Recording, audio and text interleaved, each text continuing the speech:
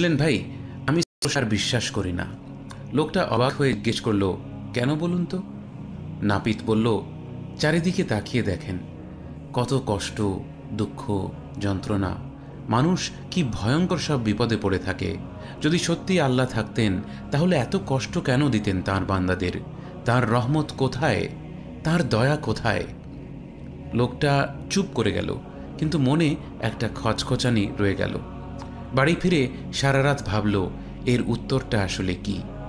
পরদিন সে আবার সেই নাপিতের কাছে গেল, গিয়ে বলল, বুঝলেন, কাল একটা লোককে দেখলাম, এমন এলোমেলো চটপাকানো চুল, দাঁড়ি গোফ, একেবারে জঙ্গল হয়ে জন্তু জানোয়ার মতো লাগছিল। বুঝলাম না, শহরে কি নাপিত নেই? নাপিত বলল, নাপিতের তো ভাই অভাব নেই, কিন্তু এই লোকগুলো তো নাপিতের কাছে যাচ্ছেই না। লোকটা হেসে বলল, ঠিক তাই, আল্লাহ আছেন, কিন্তু মানুষ তাকে খুঁজে নিতে চায় না, যেমন কেউ কেউ চায় না নাপিতের কাছে যেতে। একবার এক ব্যক্তি একজন আলেমের কাছে এসে জিজ্ঞেস করল, আল্লাহ কেন আমাকে এত কষ্ট দেন? তিনি কি আমার যন্ত্রণা দেখতে পান না? আলেম জবাবে বললেন, বিপদ আপদ আল্লাহর অনুপস্থিতির প্রমাণ নয়, বরং এগুলো তাঁর মহিমাকে আরও বড় করে দেখার উপায় মাত্র। তিনি বিষয়টি বিস্তারিত ব্যাখ্যা করলেন।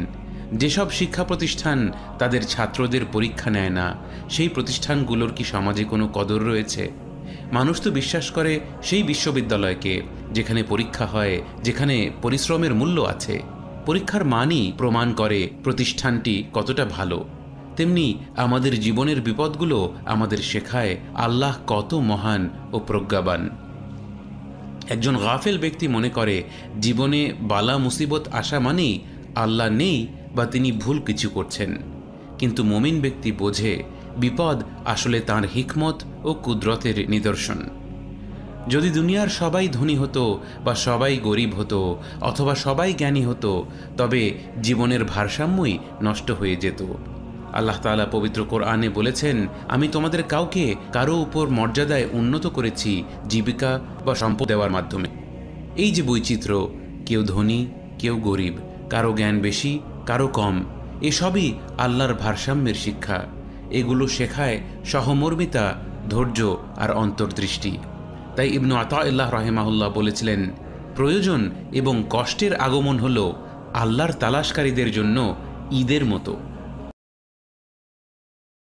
আর অবশ্যই আমি তোমাদের পরীক্ষা করব কিছুটা ভয় ও ক্ষুধা দিয়ে। লক্ষ্য করুন, আল্লাহ বলেছেন কিছু দিয়ে, বিশাইইন, যার অর্থ হল অল্প পরিমাণ। এই উম্মতের জন্য সবচেয়ে কঠিন পরীক্ষাগুলোকেও আল্লাহ অল্প কিছু বলেছেন, অথচ পূর্ববর্তী জাতিদের শাস্তির